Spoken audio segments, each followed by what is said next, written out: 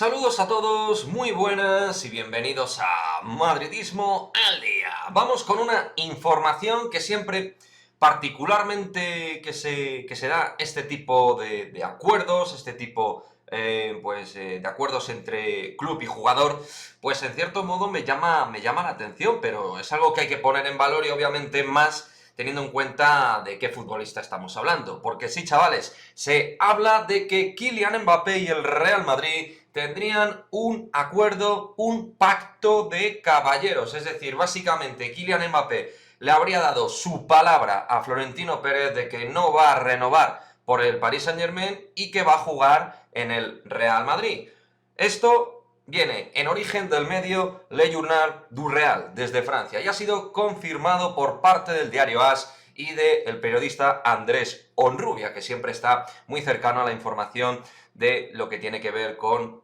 PSG, Kylian Mbappé, etc. Hombre, a mí, obviamente, me parece que al final este tipo de cuestiones a título profesional pues no te da garantía de nada, pero viniendo de quien viene, como digo, creo que al final un poco de valor al menos hay que dar a esta cuestión si de verdad se ha producido, ¿no? Si de verdad ha habido ahí pues una conversación de alguna manera entre el propio Mbappé, el propio Florentino o lo que es el entorno más cercano de Florentino Pérez, que no sé exactamente ese tipo de movimientos cómo se pueden ejecutar para que no haya problemas. El caso es que Mbappé no ha renovado, cada día que pasa que no renueva es un día más cerca que tachar del calendario para que Mbappé llegue al Real Madrid y por supuesto al final pues todos los tiempos están acompañando al propio Mbappé para que se convierta en jugador del Real Madrid. Al margen de que, por supuesto, frente al Real Madrid en el Bernabéu lo va a dar absolutamente todo y que su objetivo es cerrar su etapa con el PSG de la mejor forma posible, pues Mbappé parece que tiene clarísimo que va a jugar la próxima campaña en el Real Madrid y que ese pacto de caballeros, que como digo, a mí normalmente me parece algo